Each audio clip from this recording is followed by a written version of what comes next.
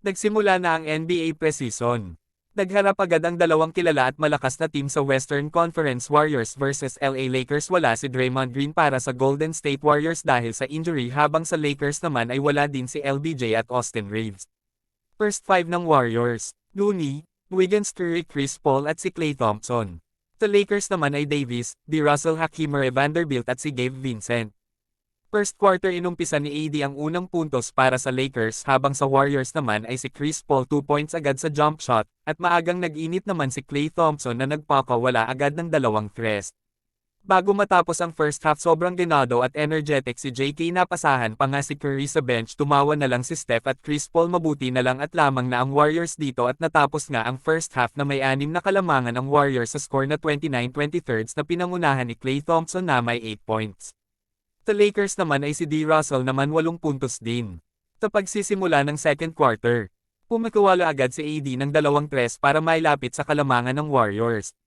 Pero kulang pa rin ito dahil nag-init si JK. Under 8 minutes lumobo ang kalamangan ng Warriors sa 15 puntos.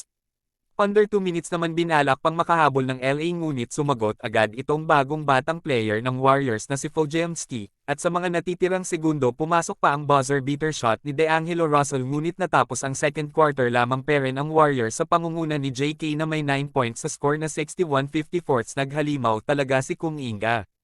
Third quarter, mga batang player na lang ng Warriors ang naglaro at lahat gumawa ng magagandang play. Ganun din sa Lakers, moody na moody talaga itong si Moses Moody na hindi nagpabaya para makuha ng Lakers ang kalamangan, habang si Looney ay pamukol na din ng isang tres na napaka-consistent. Walang kakaba-kaba na miss yata ang crowd. Natapos ang third quarter sa score na 83-95. Hawak pa rin ng Warriors ang kalamangan kahit natawagan pa ng technical foul si Lester sa bagong rules ng NBA ngayon sa flopping. Fourth quarter, hindi pa rin papigil itong si JK. Tinuwanan na lang ang players ng Lakers. Napaka-athletic talaga ng 21-year-old na Kuminga. Dahilan para tuluyan ang tamlayan ang Lakers. Under 8 minutes nga dito sa fourth quarter ay may 9 points na agad itong si Kuminga at tuluyan ang nakuha ng Warriors ang pagkapanalo sa unang game nila ngayong preseason sa score na 125-108. Sa pangunguna pa rin ni Jonathan Kuminga, 24 points, 8 rebounds, at 4 assists. Moses Moody 15 points, 5 rebounds at 2 assists. Podziemski 11 points, 4 assists, at 5 rebounds. Habang sa Lakers naman ay kumana lamang si Davis ng 15 points, at 5 rebounds. Russell na may 15 points, at 5 assists. At ang rookie naman na si Max Christie ay 15 points, 2 rebounds, at 1 assists.